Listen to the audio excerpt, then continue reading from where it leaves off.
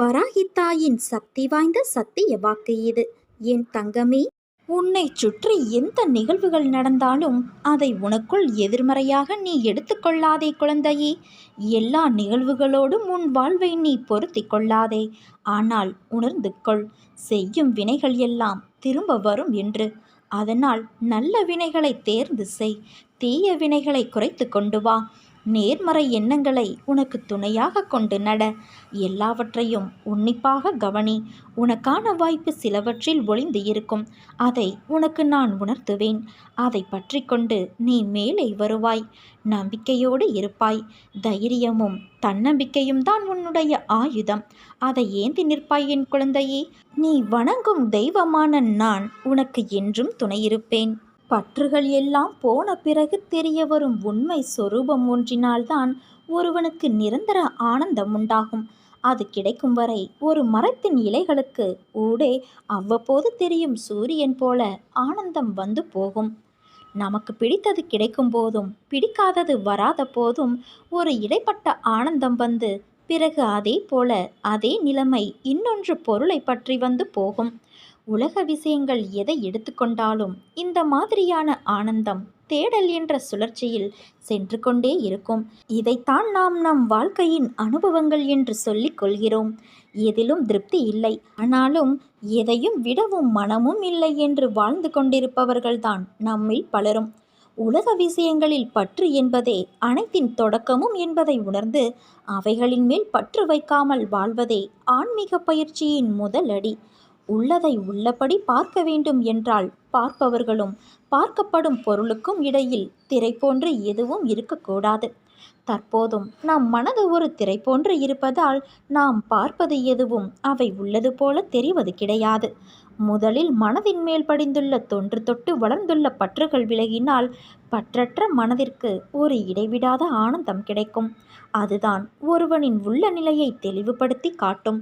அப்போது அவன் தன்னிலே தானாக மகிழ்ச்சியுற்று பேரானந்தமடைந்துவிட்ட ஞானியாகிறான். அதை நன்கு உணர்ந்து அனுபவித்த ஞானிகள் சொல்வார்கள், பாம்பின் கால் பாம்பறியும் என்ற வழக்கச் சொல்படி அவர்கள்தானே அவர்கள் நிலையை அறிய முடியும்.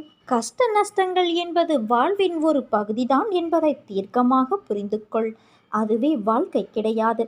நீ விரும்பும் லட்சியத்தில் வெற்றி கிடைக்கும் வரை ஓயக்கூடாது என்ற உறுதி நெஞ்சில் நிலைத்திருக்க வேண்டும். அப்போதுதான் உன்னால் சுடர்விட்டு பிரகாசிக்க முடியும். யார் உன்னை என்ன வசைப்பாடினாலும் அது உன்னை தீண்டாது. தீண்டவும் நான் விட மாட்டேன். இரவும் பகலும் எப்போதெல்லாம் நேரம் கிடைக்கிறதோ எவன் ஒருவன் என்னை பற்றி நினைத்து வருகிறானோ அவன் இனிப்பும் சர்க்கரையும் போல, அலையும் கடலும் போல, கண்ணும் ஒளியும் போல என்னோடு முழுமையாக இணைகிறான். அப்படிப்பட்டவன் எதற்குமே பயப்பட வேண்டிய அவசியமில்லை. உன் வாழ்வில் நிகழ்ந்தவை இனி உன் வாழ்வில் நிகழும் அனைத்து செயல்களுக்கும் நானே பொறுப்பாவேன். உன் கடமைகளில் மட்டும் கவனம் செலுத்து. கனவிலும் நீ நினைக்காத வாழ்வை நான் உனக்கு அமைத்து தருவேன். நீ என்னை காண வந்தாய், மௌனமாக தரிசித்தாய். ஆனால் எதுவும் வேண்டும் என்று கேட்கவில்லை. உன் கண்களில் ஆனந்த கண்ணீர், மனதில் சிறு புன்னகை. அமைதியாக என்னை பார்த்து உனக்கு என்ன நன்மை எனக்கு செய்ய தோன்றுகிறதோ அதை உன் விருப்பப்படி செய் என்று நீ கூறிவிட்டாய். நிச்சயமாக உன் கனவுகளை நிறைவேற்றுவதில் நான் துணை செய்வேன். அது என்னவென்று நீ கூற வேண்டாம் குழந்தையே. அது விரைவில் நிறைவேறும். அப்போதே நீ அறிவாய். நீ நீண்ட காலம் நலமோடு வாழப்போகிறாய். நீ வாழும் வாழ்க்கைக்கு ஒரு நல்ல அர்த்தம் வேண்டாமா? உன்னை யாரும் பெருமையாக நினைக்க வேண்டாமா? உன்னை விட்டு போனவர்கள் மீண்டும் உன்னிடம் வந்து சேர வேண்டாமா? இது அனைத்தும் விரைவில் நிறைவேறும். ஒரு நாள் நீ சற்றும் எதிர்பாராத விதமாக ஒரு நல்ல செய்தி உன் வாயிற்கதவை தட்டும். எத்தனையோ முறை உன்னை வீழ்த்தி பார்க்க ஆசைப்பட்டார்கள், முடியவில்லை. உன்னை பற்றி இழிவாக பொய்யுரைக்க ஆசைப்பட்டார்கள், அதுவும் முடியவில்லை. ஆபத்து உண்டாக்க நினைத்தும் முடியவில்லை. இதற்கு என்ன காரணம்? உன் கர்ம பலன்களே ஒரு மிக முக்கிய காரணம். நான் உன்னுடனே இருப்பதை மறந்து இது போன்ற செயல்களில் ஈடுபட முயற்சி செய்கிறார்கள். என் அனுமதியின்றி உன்னை தொட முடியுமா? யார்தான் செய்வது, என்னதான் காரணம் என்று யோசிக்கிறாயா? வேறு யாரும் அல்ல, உன்னை சுற்றி நல்லவர்களைத் தவிர மற்றவர்களுக்கும் நீ இடம் கொடுத்திருக்கின்றாய். இதை தவிர உனக்கு நம்பிக்கை எதிலுமே இல்லை. முதலில் உன் மனதில் இருக்கும் குப்பைகளை மாற்றிக்கொள்ள பழகிக்கொள். பிறகு நடக்கப் போவதைக் கண்டு நீ ஆச்சரியமாக பார்ப்பாய். நான் உன்னை அழைக்கிறேன், விரைந்து வா. நான் அழைத்தால் மட்டுமே உன்னால் வர முடியும். எப்போது உனது காலடி என் இருப்பிடம் தேடி ஓடி வருகிறதோ அக்கணமே உன் கர்ம பலன்கள் விலகிவிடும். உன் கஷ்டங்கள் அனைத்தும் உன்னை விட்டு ஓடி ஒளிந்துவிடும். நல்ல நேரம் ஆரம்பிக்கும். வாழ்க்கையில் உன்னை உயர்ந்த நிலைக்கு நான் கொண்டு செல்லப் போகிறேன் குழந்தையே. உன்னுடைய எல்லா சுமைகளையும் என் மீது சுமத்திய பிறகு மீண்டும் ஏன் அதையே நினைத்து வருத்தம் கொள்கிறாய்? உனக்கு துணையாக நான் என்றும் எங்கும் இருப்பேன். நீ போகும் வாழ்க்கை பாதையில் மிருகங்களை விட மோசமான மனிதர்களை சந்திக்க நேரிடும். ஆனால் அவர்களைக் கண்டு அஞ்சாதே. நான் அவர்களை பார்த்து கொள்கிறேன். உன் இலக்கை நோக்கி நீ போய்கொண்டே இரு.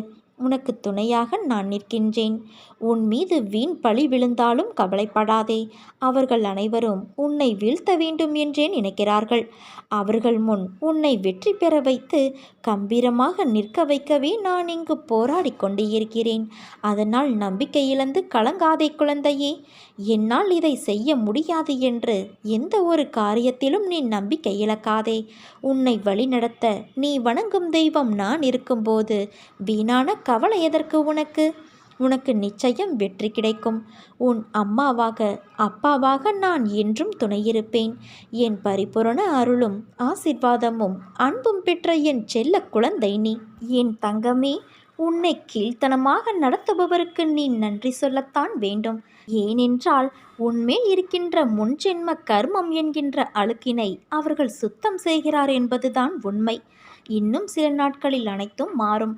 ஏனென்றால் சமீபத்தில்தான் நான் உன்னை சந்தித்து அதை உன்னையும் உணர வைத்து உனக்கு ஆசி வழங்கியிருக்கிறேன்.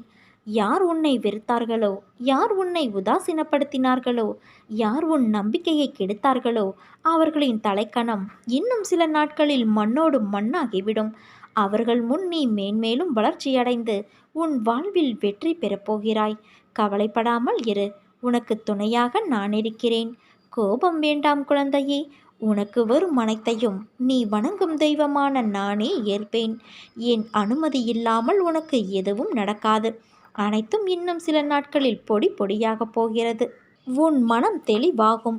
நீ இழந்ததையெல்லாம் மீண்டும் பெறுவாய். என் செல்ல பிள்ளையான உனக்கு குறைகள் ஏற்படாமல் நான் பாதுகாப்பேன் குழந்தையே. உன் வாழ்க்கை வண்ணமயமாக மாறப்போகிறது. இது அருள் வாக்கல்ல, என்னுடைய சத்திய வாக்கு. உன் குறிக்கோளில் நீ உறுதியாக இரு. அதை பலவீனமாக்க உன்னை சுற்றி நடக்கும் நிகழ்வுகளை பெரிதாக எடுத்துக்கொள்ளாதே. உன் எண்ணம் செயலில் உறுதியாக இரு. தன்னம்பிக்கையோடு துவங்கு. நான் உற்ற துணையாக உனக்கு எப்போதும் பக்கபலமாய் இருப்பேன். என் அனுமதி இல்லாமல் உன்னை துன்புறுத்தி பார்க்க ஆசைப்படுபவன் என்னை துன்புறுத்தி பார்ப்பதற்கு சமம். நான் உன்னோடு இருக்கையில் எதற்கும் கடுகளவு கூட நீ ஒரு நாளும் கலங்காதே. பொறுமையாக இரு. நான் இருக்கிறேன். என்னை நம்பி என்னிடத்தில் நீ ஐக்கியமாகிவிடு குழந்தையே. உனக்கு வேண்டியதை செய்ய நான் காத்திருக்கின்றேன். உன் பொறுமையை சோதிக்கும் அளவுக்கு சோதனைகளும் நெருக்கடிகளும் உனக்கு வந்தாலும் அந்த கடினமான நேரங்களை நீ அமைதியோடு கடந்தாக வேண்டும். உனக்கு பக்கபலமாய் நான் இருக்கிறேன் என்பதை நீ மறந்து விடாதே.